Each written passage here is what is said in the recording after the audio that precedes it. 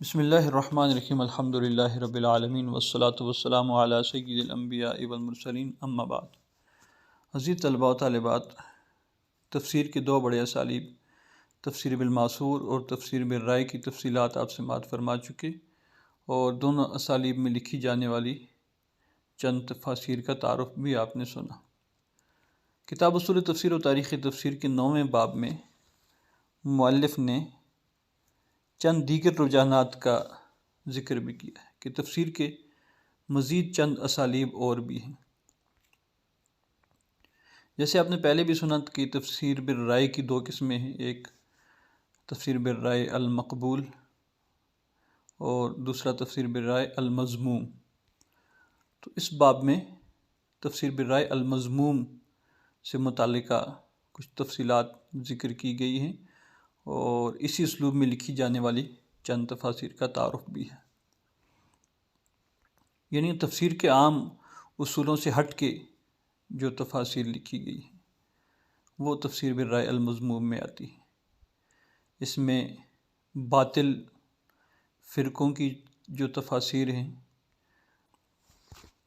جو تفسیر قرآن کی ضروری اور بنیادی اصولوں سے ہٹ کر لکھی گئی، وہ سب تفسیر بالرائے المذموم میں آئیں گی۔ بہرحال ان میں ایک رجحان ہے معتزلہ کی تفاسیر۔ معتزلہ ایک فرقہ گزرا ہے جس کی بنیاد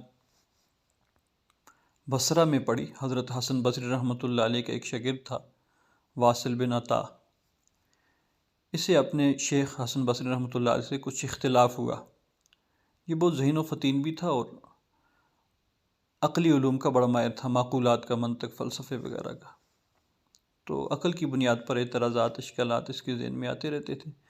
کچھ تقدیر کے مسائل پہ کچھ اسے اختلاف ہوا، اشکال ہوا۔ پھر جو ایک بنیادی مسئلہ جو ان کی پہچان، معتزلہ کی پہچان سمجھا جاتا ہے، وہ منزلہ بین المنزلتین والا ہے کہ واصل بن عطا کہنے لگا کہ جو شخص کبیرہ گناہ کرتا ہے وہ اسلام سے خارج ہو جاتا ہے۔ تو جب پوچھا گیا کہ اسلام سے خارج ہو جاتا ہے تو کافر ہو جاتا ہے؟ کہنے لگا نہیں، کافر بھی نہیں ہوتا۔ اسلام اور کفر کے درمیان ایک اور مرتبہ بھی ہے، ایک اور منزل بھی ہے، اس میں رہتا ہے وہ، تو نہ مسلمان رہتا ہے نہ کافر ہوتا ہے۔ یہ منزلہ بین المنزلتین کا اس نے عقیدہ بنایا۔ بہرحال اختلافی مسائل پر اس نے مناظرہ کیا حسن بصری رحمۃ اللہ علیہ سے۔ پھر یہ مناظرہ چھوڑ کے اٹھ کے چلا گیا، مجلس سے جدا ہو گیا۔ اس موقع پر حسن بصری رحمۃ اللہ علیہ نے فرمایا کہ قد اعتزل عنا، کہ یہ ہم سے اٹھ کے چلا گیا، اعتزل عنا۔ تو اعتزلہ کا جو لفظ ہے اسی سے پھر یہ معتزلہ بنا، کہ یہ فرقہ معتزلہ کے نام سے مشہور ہوا۔ بہرحال پھر اس شخص نے کچھ اصول بنائے، اور ان اصولوں کو فالو کرنے والے لوگ معتزلہ کہلائے۔ معتزلہ بھی اچھے قابل لوگ ہوتے تھے، بڑے ماہر، قرآن و سنت کے بھی ماہر، سیرت اور تاریخ کے بھی ماہر، اور علوم عقلیہ خصوصاً فلسفہ، منطق وغیرہ میں بڑی مہارت رکھتے تھے یہ لوگ۔ قرآن کے ساتھ اور علوم قرآن کے ساتھ خصوصی وابستگی اور شغف تھا ان کا۔ بہرحال چونکہ عام منہج سے ہٹے ہوئے تھے اور عقائد میں بہت سی خرابیاں ان کے عقائد میں آ گئی تھی، تقدیر وغیرہ اور اللہ کی ذات و صفات کے حوالے سے، اور منزلہ بین المنزلتین، اس طرح بہت سی چیزیں تھیں جن میں ان کا منہج جو تھا، جو راستہ تھا، وہ اہل سنت سے جدا تھا۔ اہل سنت شواف، حنفیہ، حنابلہ، مالکیہ، یہ سب اہل سنت ہیں، یعنی امام مالک رحمۃ اللہ علیہ، امام ابو حنیفہ رحمۃ اللہ علیہ، امام شافعی رحمۃ اللہ علیہ، امام احمد بن حنبل رحمۃ اللہ علیہ، ان کے جو فالورز ہیں، ان کے جو مقلدین ہیں، یہ سب اہل سنت کہلاتے ہیں۔ تو اس کے علاوہ یہ معتزلہ ہیں، کچھ خوارج ہیں، کچھ جبریہ، قدریہ، بہت سے فرقے ہیں۔ بہرحال اس تفصیل میں ہم نہیں جائیں گے۔ اتنا ذہن میں رکھنا ہے کہ یہ معتزلہ کون ہے۔ ان کا بانی واصل بن عطا ہے، اور ان کا بنیادی مسئلہ یا ان کی پہچان منزلہ بین المنزلتین والا عقیدہ ہے، اور بھی کچھ عقائد ہیں۔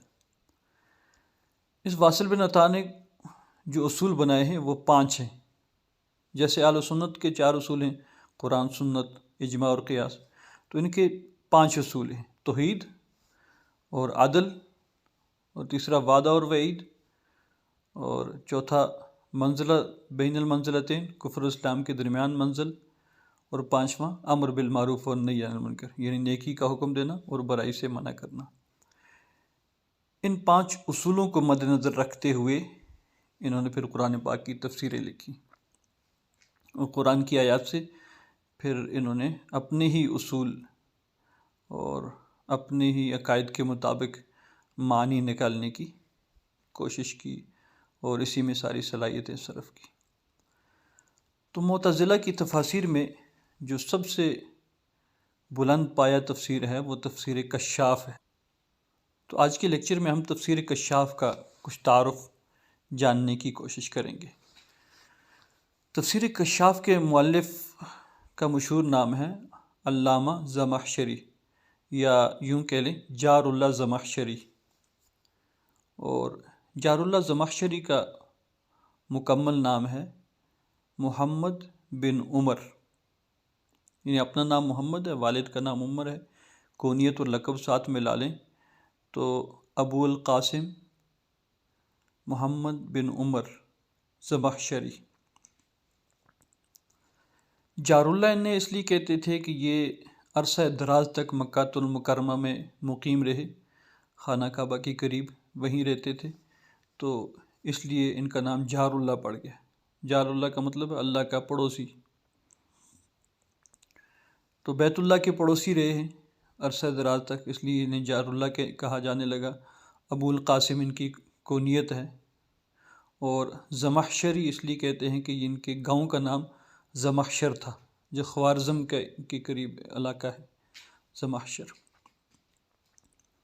بڑے پائے کے عالم تھے اور بڑے ذہین و فطین تھے، علوم عقلیہ میں بڑی مہارت تھی، عربی زبان کے قواعد وغیرہ ان میں اس علم میں انہیں مہارت تھی، اور بالخصوص جو علم بلاغت ہے، علم معانی، بدیع اور علم بیان، فصاحت و بلاغت، عربی زبان کی فصاحت و بلاغت، اس میدان میں یہ بڑی مہارت رکھتے تھے، اور یہی چیز ان کی تفسیر الکشاف میں بھی نمایاں ہے۔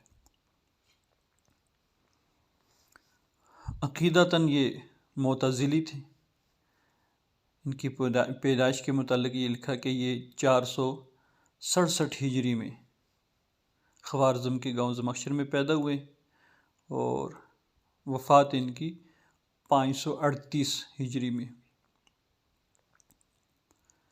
جو تفسیر ہے تفسیر کشاف، مشہور نام تفسیر کشاف ہے، لیکن مکمل نام تفسیر کشاف نہیں ہے، بلکہ اس کا مکمل نام ہے الکشاف عن حقائق غوامض التنزیل وعیون الاقاویل فی وجوہ التاویل، یہ اس کا پورا نام ہے، الکشاف عن حقائق غوامض التنزیل وعیون الاقاویل فی وجوہ التاویل۔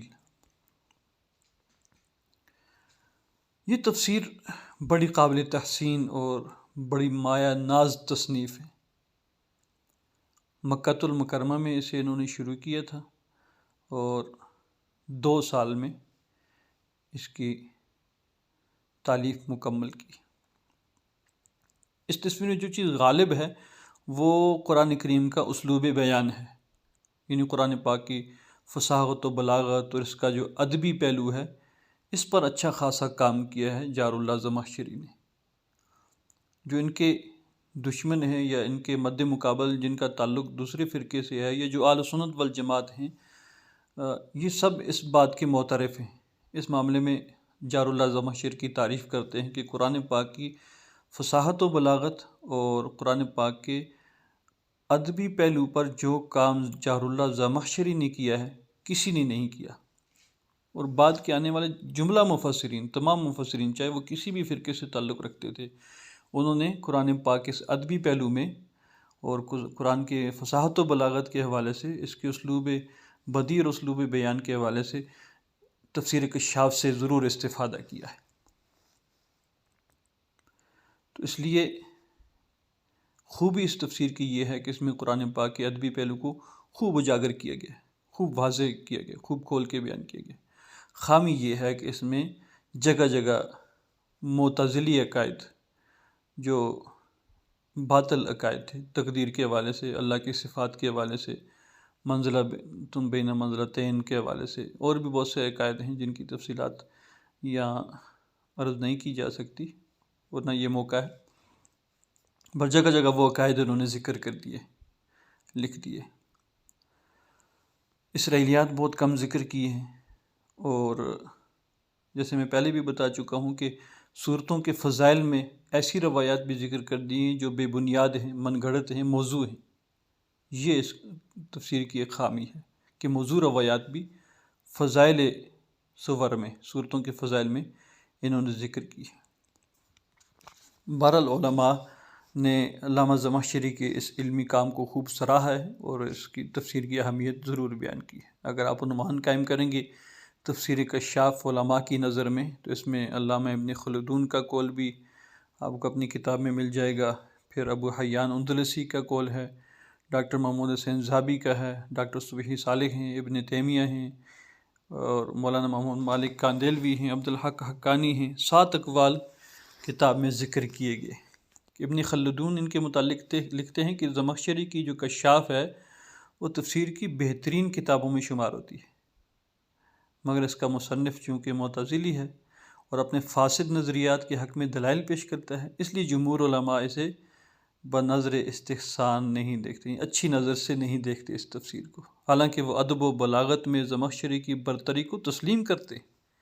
تفسیر کشاف کا قاری اگر اہل سنت کے افکار و آراء سے بخوبی آگاہ ہو تو اس کے لیے کشاف کا مطالعہ ضرر رساں ثابت نہیں ہو سکتا۔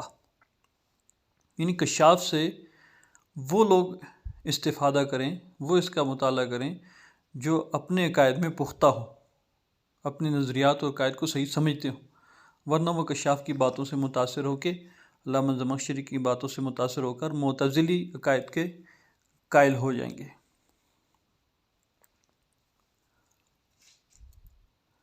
آپ یوں سمجھیں کہ جار اللہ زمخشری اپنے دور میں ایسے تھے جیسے ہمارے دور میں آج جاوید غامدی ہیں۔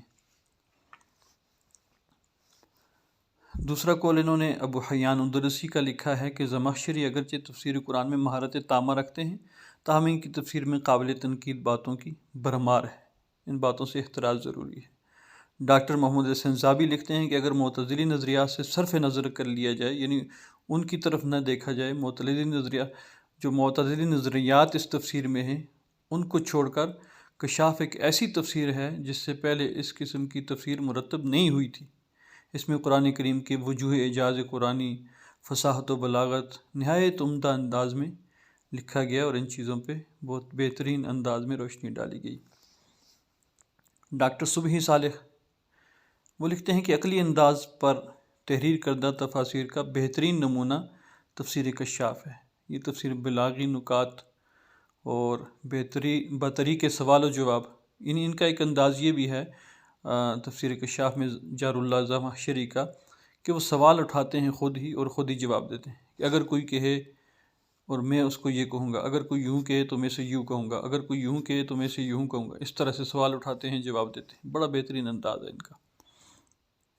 تو بطریق سوال و جواب وجہ اعجاز قرآن بیان کرنے میں منفرد حیثیت کی حامل ہے یہ تفسیر۔ ابن تیمیہ رحمۃ اللہ علیہ تو اس تفسیر کو باطل قرار دیتے ہیں اور وہ لکھتے ہیں کہ کشاف میں بہت زیادہ بلاغت ہے، لیکن یہ بدعت کو اپنے اندر چھپائے ہوئے ہے اور لوگ اس سے غافل ہیں۔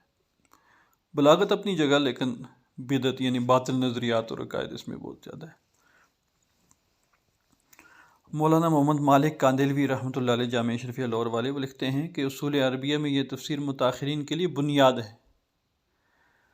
مولانا عبدالحق حقانی اس کے متعلق لکھتے ہیں کہ اس میں شبہ نہیں کہ فنون عربیت میں یہ کتاب بے مثال ہے اور ان کے بعد والے ان فنون میں انہی کی اتباع کرتے ہیں۔ المختصر یہ کہ تفسیر ایک منفرد نوعیت کی حامل ہے۔ جب بھی کوئی عالم تفسیر لکھنے کا ارادہ کرتا ہے تو اسے تفسیر کشاف کی طرف رجوع کرنا ہی پڑتا ہے، کیونکہ یہ کتاب لغت، ادب، فصاحت و بلاغت کا بہترین نمونہ ہے۔ پھر اس تفسیر کی جو خصوصیات ہیں، کافی تفصیل سے ہمارے مؤلف نے یہ خصوصیات ذکر کی ہیں، ہم اتنی تفصیلات میں نہیں جائیں گے۔ خلاصے کے طور پر ہم دیکھتے ہیں کہ ایسی خصوصیات جو اس تفسیر کو باقی تفاسیر سے ممتاز کرتی ہیں وہ یہ ہیں کہ یہ پہلی اور بڑی خصوصیت یہی ہے کہ یہ جو تفسیر ہے یہ قرآن کریم کے بلاغی پہلو کا انسائکلوپیڈیا ہے، اس جہان کی گویا ایک نمائندہ تفسیر ہے یہ۔ دوسری خصوصیت یہ ہے کہ فضول اور بے جا مباحث اس میں نہیں ملیں گے، جو بات بھی لکھی ہے کام کی لکھی ہے۔ تیسری خصوصیت یہ ہے کہ اس میں اسرائیلیات کو بہت زیادہ جگہ نہیں دی ہے، بہت کم اسرائیلی روایات لکھی ہیں۔ عام طور پر جس تفاسیر میں جگہ جگہ قصے، کہانیاں اور اسرائیلیات کی بھرمار ہے، اس تفسیر میں ایسے نہیں ہے۔ جو کام کی بات تھی اسرائیلیات میں سے وہ لے لی، باقی لمبے چوڑے قصے کہانیاں لکھنے سے احتراز کیا انہوں نے۔ چوتھی خصوصیت یہ ہے کہ علم معنی، علم بیان، علم بدیع، لغت عرب، عربی ادب، وجوہ اعجاز قرآن، یہ ساری چیزیں پہلے لیکچرز میں آپ سن چکے ہیں، یہ خوب نمایاں نظر آتی ہیں اس تفسیر میں۔ اور پانچویں خصوصیت یہ ہے کہ انہوں نے سوالی انداز اپنایا ہے، جو ان قلتا اور قلتو یہ والا، اگر آپ یوں کہیں تو میں یوں کہوں گا، اگر آپ یوں کہیں تو میں یوں کہوں گا، یعنی آپ اگر یہ سوال اٹھائیں گے تو میں اس کا یہ جواب دوں گا، اگر یہ سوال اٹھائیں گے تو میں اس کا یہ جواب دوں گا۔ اس طرح سے بہت سی خصوصیات ہیں جس کی طرف ہمارے مصنف نے اشارہ کیا ہے کہ فقہی مسائل بھی بڑے اہتمام سے انہوں نے ذکر کیے ہیں، قرأت متواترہ جو ہیں ان کا ذکر بھی اس میں ملتا ہے، اور جو خامیاں ذکر کی ہیں وہ یہ ہیں کہ اہل سنت کے عقائد کا رد کرتے ہیں اور اپنے باطل عقائد کو ثابت کرنے کے لیے قرآن کریم میں جگہ جگہ انہوں نے دلائل پیش کیے ہیں، اور پھر بہت سے مسلمہ حقائق جو حقیقتیں تسلیم شدہ ہیں ان کا یہ اپنی تفسیر میں انکار کرتے ہیں۔ مثال کے طور پر جادو کی حقیقت کا انکار کرتے ہیں، جنات کا اقرار کرتے ہیں، اولیاء کرام کی کرامتوں کا اقرار کرتے ہیں، بہت سی ثابت شدہ چیزوں کا انکار کرتے ہیں۔ جو چیزیں بھی عقل سے ٹکراتی ہیں یہ گویا ان کا ایک جو ہے انکار کرتے ہیں، چونکہ یہ علوم عقلیہ میں زیادہ مہارت رکھتے تھے، اور جو فرقہ معتزلہ ہے اس کی بنیاد بھی زیادہ عقلی علوم پر ہے۔ پھر ایک اور خامی جو میں پہلے بھی عرض کر چکا ہوں کہ روایات صورتوں کی فضیلت میں وہ ضعیف اور موضوع روایات بھی ذکر کر دیتے ہیں، اور معتزلی نظریات کی تائید یہ خامی تو ہے ہی ہے اس میں، اور اہل سنت والجماعت پر جگہ جگہ زبان درازی کرتے اور اہل سنت والجماعت کے عقائد کا مذاق اڑاتے اور اس طرح کی بہت سی باتیں جو اس کتاب کی خامی شمار کی جاتی ہیں۔ بہرحال باوجود سب خامیوں کے خوبی یہ ہے کہ یہ تفسیر قرآن پاک کے ادبی پہلو اور بلاغی پہلو کی انسائکلوپیڈیا ہے، اور اس کی ایک نمائندہ تفسیر ہے جس سے کوئی بھی انکار نہیں کرتا، اور سب اس حوالے سے کشاف کی تعریف بھی کرتے ہیں اور کشاف سے استفادہ بھی کرتے ہیں۔